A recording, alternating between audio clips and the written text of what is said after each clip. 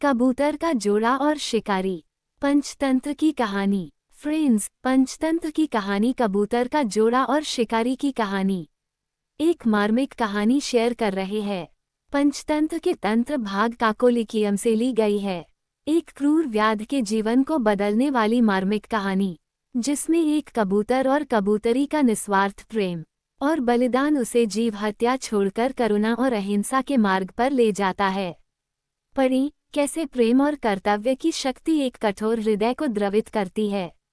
एक निर्जन वन के किनारे एक छोटे से गांव में एक व्याध रहता था। उसका नाम था कालिदास था। वह अकेला रहता था, क्योंकि उसके परिजनों और सगे संबंधियों ने उसका साथ छोड़ दिया था। इसका कारण था उसका जीव हत्या का कार्य, जिसे वह अपनी आजीविका और आनंद दोनों के लिए करता था। उसके परिवार ने कई बार उससे प्रार्थना की थी कि वो इस क्रूर कार्य को छोड़ दे, क्योंकि यह न केवल अनैतिक था, बल्कि उनकी आत्मा को भी दुखी करता था। कालिदास ने उनकी बातों को अनसुना कर दिया। वो कहता, यह मेरा पेशा है और इसमें मुझे आनंद मिलता है, मैं इसे नहीं छोड़ सकता। अंततः उसके परिवार और मित्रों ने उससे दूरी बना ली और वह अकेला रह गया। कालिदास का जीवन जंगल में शिकार करने में बीतता था। वह सुबह से शाम तक जाल, लाठी और तीर कमान लेकर वन में भटकता। हिरण, खरगोश, पक्षी, कोई भी जीव उसकी नजरों से नहीं बच पाता था। शिकार करते समय उसके चेहरे पर एक क्रूर मुस्कान खेलती थी और वह अपने कौशल पर गर्व करता था। जैसे जैसे समय बीतता गया, उसका हृदय और अधिक कठोर और निर्दयी होता गया। वह जीवों के दर्द को समझने की बजाय केवल अपनी जीत और आनंद में खोया रहता। गांव के लोग भी उससे डरने लगे थे, क्योंकि उसकी क्रूरता की कहानियां दूर दूर तक फैल चुकी थीं। एक दिन कालिदास सुबह सुबह जंगल में निकला। उसने एक घने पेड़ के पास अपना जाल बिछाया और कुछ ही देर में एक सुंदर कबूतरी उसमें फंस गई। कबूतरी की कोमल चहचहाहट सुनकर भी कालिदास का हृदय नहीं पिघला। उसने कबूतरी को जाल से निकाला, उसे एक पिंजरे में डाला और प्रसन्न मन से घर की ओर चल पड़ा। उसे इस बात का गर्व था कि आज का शिकार सफल रहा। लेकिन वह अभी आधा रास्ता ही तय कर पाया था कि आकाश में काले बादल घिर आए, तेज हवाएं चलने लगीं और कुछ ही पलों में मूसलाधार वर्षा शुरू हो गई। वर्षा इतनी प्रचंड थी कि कालिदास का पूरा शरीर पानी से तरबतर हो गया। ठंडी हवाओं के कारण वह सर्दी से कांपने लगा। उसका शरीर ठिठुर रहा था और उसे तुरंत आश्रय की आवश्यकता थी। वो इधर उधर देखने लगा कि कहीं कोई गुफा या छाया मिल जाए। कुछ ही दूरी पर उसे एक विशाल पीपल का वृक्ष दिखाई दिया, जिसके तने में एक बड़ा सा खोल था, जिसमें एक व्यक्ति आसानी से बैठ सकता था। कालिदास ने सोचा कि यह स्थान कुछ देर के लिए शरण लेने के लिए उपयुक्त होगा। वह तेजी से उस खोल की ओर बढ़ा और उसमें घुस गया। खोल में बैठते ही उसने जोर से कहा, हे इस खोल के निवासी, मैं एक शिकारी हूँ और इस वर्षा से बचने के लिए कुछ देर यहाँ शरण ले रहा हूँ। मुझे आशा है कि तुम्हें मेरे इस कार्य से कोई आपत्ति नहीं होगी। मैं तुम्हारा यह उपकार कभी नहीं भूलूंगा और आजीवन तुम्हारा ऋणी रहूंगा। उसकी आवाज गूंज उठी और उसे लगा कि उसने जो कहा वह उचित था, लेकिन कालिदास को नहीं पता था कि उस खोल में एक कबूतर रहता था, जो उसी कबूतरी का पति था, जिसे उसने जाल में फंसाया था। कबूतर अपनी पत्नी के अचानक गायब हो जाने से अत्यंत दुखी था।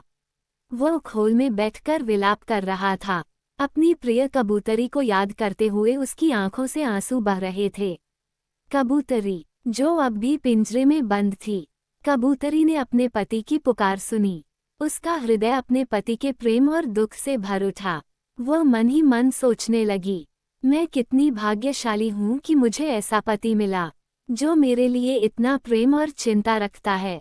मेरे बिछड़ने से वह इतना दुखी है, फिर भी वह मुझसे कितना प्यार करता है। कबूतरी ने अपने पति से कहा, स्वामी, कृपया विलाप न करें, मैं यही हूँ, इस व्याध के जाल में फंसी हुई। शायद यह मेरे कर्मों का फल है, जिसके कारण मैं इस स्थिति में हूँ। लेकिन आप मेरी चिंता में व्याकुल न हों। आपका धर्म है कि आप शरण में आए अतिथि की सेवा करें। यदि आप ऐसा नहीं करेंगे तो आपको पाप लगेगा। कृपया इस व्याध का स्वागत करें और उसकी हर संभव सहायता करें। कबूतरी की बात सुनकर कबूतर ने अपने आंसुओं को पोंछा और व्याध की ओर मुखातिब हुआ। उसने कोमल स्वर में कहा, हे वधिक, आपका इस खोल में स्वागत है। आप यहाँ निसंकोच विश्राम करें। यदि आपको किसी प्रकार का कष्ट हो तो कृपया मुझे बताएं। मैं उसका निवारण करने का हर संभव प्रयास करूंगा।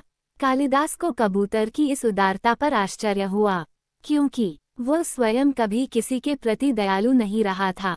कालिदास ने कहा, मैं इस वर्षा में पूरी तरह भीग गया हूँ। मुझे बहुत ठंड लग रही है।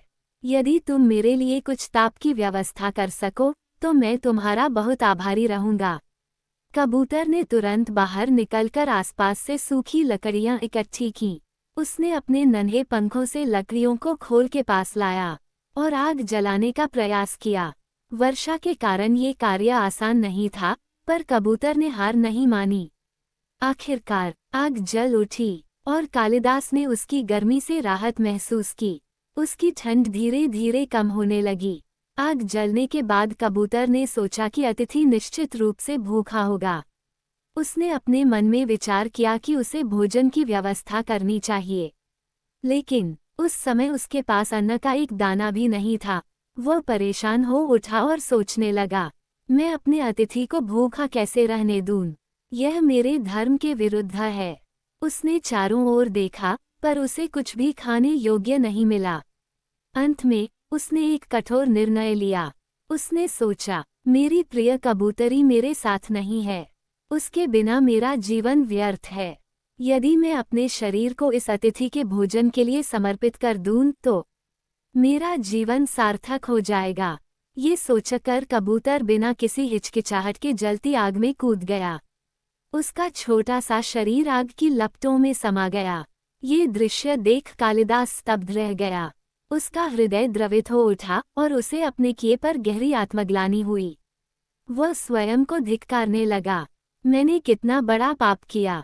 इस निर्दोष प्राणी ने मेरे लिए अपने प्राणों का बलिदान दे दिया और मैंने उसकी पत्नी को कैद कर रखा है। उसने तुरंत पिंजरे को खोला और कबूतरी को मुक्त कर दिया। कबूतरी ने जब अपने पति को आग में जलता देखा तो उसका हृदय टूट गया। वह जोर जोर से विलाप करने लगी और बोली, ये सब मेरे कर्मों का फल है। मेरे कारण मेरे प्रिय स्वामी को ये दुख सहना पड़ा। अब उनके बिना मैं इस संसार में अकेली जीकर क्या करूंगी? ये कहकर उसने भी आग में कूदकर अपने प्राण त्याग दिए। कबूतर और कबूतरी के इस निस्वार्थ बलिदान ने कालिदास की आत्मा को झकझोर दिया। उसकी आंखें आंसुओं से भर आईं।